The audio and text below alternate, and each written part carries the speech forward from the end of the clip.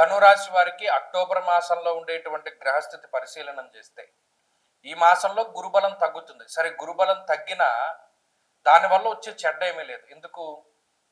రవి కుజులు బలంగా ఉంటారు ఈ మాసం వరకు. లాభస్థానమందు రవి, లాభస్థానమందు కుజుడు యోగించే గ్రహాలు. వీటితో పాటు బుధుడు కూడా లాభస్థానంలో ఉండి యోగిస్తున్నారు. ఇది చాలా గొప్ప విషయం. అంటే ఈ మూడు మెయిన్ డామినేటివ్ ప్లానెట్స్ ఈ మాసంలో. గురుబలం తగ్గిపోయింది. సరే, రాహు యోగించరు. అర్ధాష్టమ శనేశ్వరుడు వక్రగతిలో ఉన్న కారణం చేత కొంత ఎఫెక్ట్ తగ్గుతుంది. కాబట్టి ఇందులో ప్రమాదకరమైనటువంటి పరిస్థితులు లేవు. మరి ఈ నెలలో ఏ విషయాలపైన జాగ్రత్తగా ఉండాలండి అంటే చోరాగ్ని నృపభీతి త్యాగాత్ర గాంభీర్యనాశనం.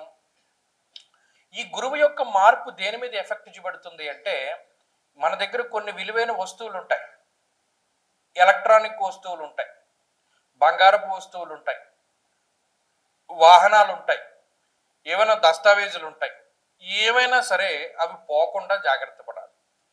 అష్టమంలో ఉండేటువంటి గురువు మిగతా ఇప్పుడున్నటువంటి ఈ గ్రహస్థితి మన దగ్గర ఉండేటువంటి విలువైన వస్తువుల్ని ఎవరైనా తస్కరించడానికి, లేదు బండి మీద వెళ్తూ ఫోన్ ఎక్కడో పెడతారు, ఫోన్ జేబులోంచి పడిపోతుంది, ఇంటికి వెళ్ళిపోయాక చూసుకుంటారు.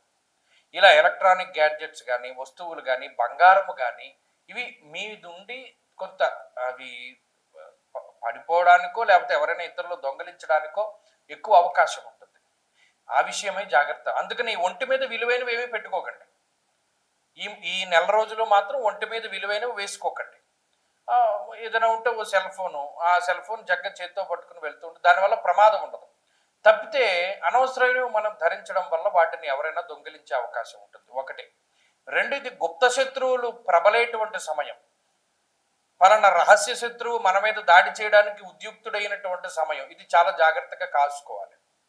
ఏ వైపు నుండి వాడు అటాక్ ఇస్తాడో తెలియదు, కానీ ఓహో వీడు మన శత్రువు అని మీకు తెలుస్తుంది. గొప్ప విషయం. వాడు చేసే అటాక్ వల్ల ఓహో వీడు కూడా మన శత్రువే అనే విషయం తెలుస్తుంది. ఓహో ఓకే, ఇంకొక శత్రువు తెలిసాడు మనకి. చాలా లైట్గా తీసుకున్నప్పటికీ తెలుస్తుంది ఈ విషయం. అలాగే ఈ మాసంలో మీకు సపోర్ట్ దొరుకుతుంది. గవర్నమెంట్ పరమైన సపోర్ట్ దొరుకుతుంది.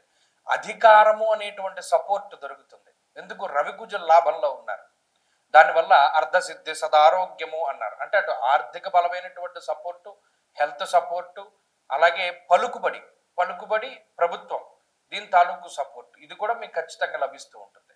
అలాగే పోటీ పరీక్షల్లో గొప్ప విజయాన్ని సాధించడానికి, ఇంటర్వ్యూస్లో కానీ ఏదైనా కాంపిటేటివ్ ఎగ్జామ్స్లో కానీ మంచి రిజల్ట్ సంపాదించుకోవడానికి కూడా ఈ గ్రహస్థితి ఉపయోగపడుతుంది. విదేశాల్లో ఉండే ధను రాశి వారికి ఇది మంచి చేస్తుంది. కావాలంటే గమనించండి, అక్టోబర్ 18 దాటాక ఖచ్చితంగా మంచి జరుగుతుంది. మీరు ఏదైనా ఇల్లు కొనుక్కోవడమో, అక్కడ స్థిర నివాసం రావడమో, ఉద్యోగం రావడమో, సెటిల్మెంటో ఏదో ఒక రకమైన మంచి. కాబట్టి ఇలా ధను రాశి వారికి ఈ మాసంలో సాధారణంగా కొంచెం ఆ గురుబలం తగ్గినా కూడా అది నెగటివ్ ఇంపాక్ట్ మిగతా వాటి మీద క్రియేట్ చేయట్లేదు, కానీ ఈ గుప్తమైనటువంటి విషయాల మీదనే చేస్తోంది. అలాగే ఈ మాసంలో మీరు గమనించండి, బాగా గుప్తంగా మీ దగ్గర ఉన్న విద్య బయటపడుతుంది. అయ్యో నీకు ఇది వచ్చా, మాకు తెలియదు ఇప్పటి వరకు నీకు ఈ విద్య వచ్చని అని అంటారు. ఆ మాటలు కూడా వినబడతాయి. ఏంటి నువ్వు ఈ పని కూడా చేస్తావా, నీకు ఈ విద్య కూడా వచ్చా, నీకు ఇందులో కూడా ప్రావీణ్యం ఉందా అనేటువంటివి కూడా బయటపడతాయి. అంటే మీలో ఉండేటువంటి టాలెంట్ నిగూఢంగా ఉండేటువంటివి బయటపడతా ఉంటాయి. ఆ సందర్భాలు కూడా వస్తూ ఉంటాయి. ఇవి ఈ మాసంలో జరిగేటువంటి వింతలు విశేషాలు. ధను రాశి వారికి మిగతా ప్రమాదకరమైన పరిస్థితులు లేవు కాబట్టి ఈ మాసంలో ప్రత్యేకించి ఈశ్వరారాధనే చెయ్యండి. వీలున్నంత వరకు ఆంజనేయ స్వామి ఆరాధన, శ్రీరామ రక్షా స్తోత్ర పారాయణ, ఆంజనేయ అష్టోత్తర శతనామావళి స్తోత్ర పారాయణ ఇవన్నీ కూడా చదువుకుంటూ ఉండండి. మంచి ఫలితాలు సంప్రాప్తమవుతాయి. స్వస్తి.